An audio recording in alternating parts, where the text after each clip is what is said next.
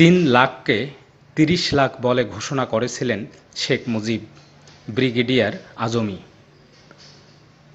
আয়নাঘর থেকে বের হয়ে গণমাধ্যমের সঙ্গে কথা বলেছেন বাংলাদেশ সেনাবাহিনীর সাবেক ব্রিগেডিয়ার জেনারেল আবদুল্লাহিল আমান আজমি। মঙ্গলবার বেলা ১১টার দিকে তিনি ভার্চুয়াল সংবাদ সম্মেলনে উপস্থিত হয়ে বর্ণনা করেন তাকে আটকের দিন কেমন আচরণ করেছিল সাদা পোশাকের বিশেষ বাহিনী।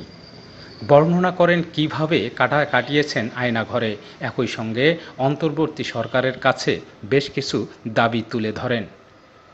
কয়েকটি দাবির মধ্যে রয়েছে মুক্তিযুদ্ধ নিয়ে বাংলাদেশের সঠিক ইতিহাস যেন জনগণের মাঝে তুলে ধরা হয়, জাতীয় সঙ্গীত যেন নতুন করে লেখা হয়, দেশের সংবিধান যেন নতুনভাবে লেখা হয়, যারা দেশকে নতুনভাবে স্বাধীনতা এনে দিয়েছে তাদের যেন সম্মানিত করা হয়।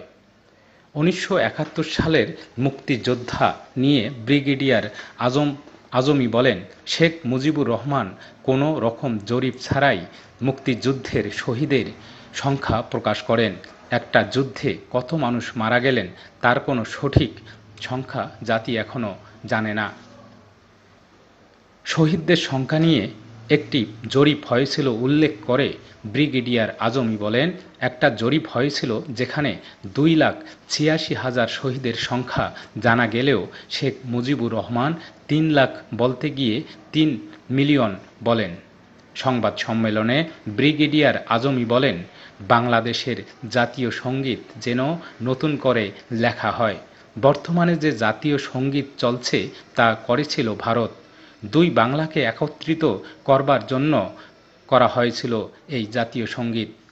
বাংলাদেশ স্বাধীন হয়েছে, তাই বাংলাদেশের জাতীয় সঙ্গীত নতুনভাবে হওয়া উচিত। উল্লেখ্য, বাংলাদেশ জামাতে ইসলামীর সাবেক আমির মরহুম গোলাম আজমের মেজো ছেলে সেনাবাহিনীর সাবেক ব্রিগেডিয়ার জেনারেল আবদুল্লাহিল আমান আজমি গত ৬ আগস্ট মুক্তি পান আয়নাঘর থেকে। বাংলাদেশ জামায়াতে ইসলামীর সাবেক আমির মরহুম গোলাম আজমের মেজো ছেলে সেনাবাহিনীর সাবেক ব্রিগেডিয়ার জেনারেল আবদুল্লাহিল আমান আজমি মুক্ত হয়েছেন।